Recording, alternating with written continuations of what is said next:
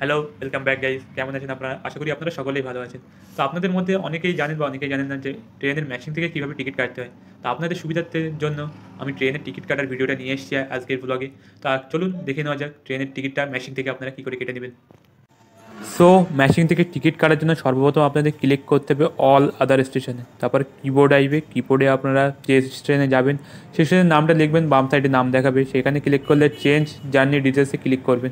আপনারা কজন যাবেন সেটা সিলেক্ট করবেন, হাল রিটার্ন কাটবেন না সিঙ্গেল যাবেন সেটা ক্লিক করবেন। তারপর পেতে টিপলে আপনাদের ইউপিআই, ফোনপে যে কোনো একটাতে ক্লিক করলে আপনাদের স্ক্যানার চলে আসবে। স্ক্যানার আসলে আপনারা ফোন থেকে স্ক্যান করে 122 সেকেন্ডের সময় দেবে আপনাদের, সেই সময়ের মধ্যে আপনারা পেমেন্টটা করে দেবেন। পেমেন্ট করলেই মেশিনের সামনে আপনাদের টিকিটটা চলে আসবে। আপনাদের দেখিয়ে দিচ্ছি কীভাবে টিকিটটা মেশিনের সামনে চলে আসবে। এই যে আমাদের পেমেন্ট কমপ্লিট হয়ে গেল। এবারে মেশিনের সামনে আমাদের টিকিটটা চলে এলো। সো গাইস, আজকের ভিডিওটা এখানেই শেষ হচ্ছে। আশা করি আপনাদের ভিডিওটা ভালো লাগবে। ভালো লাগলে লাইক, শেয়ার, সাবস্ক্রাইব করে পাশে থাকবেন। Bye bye.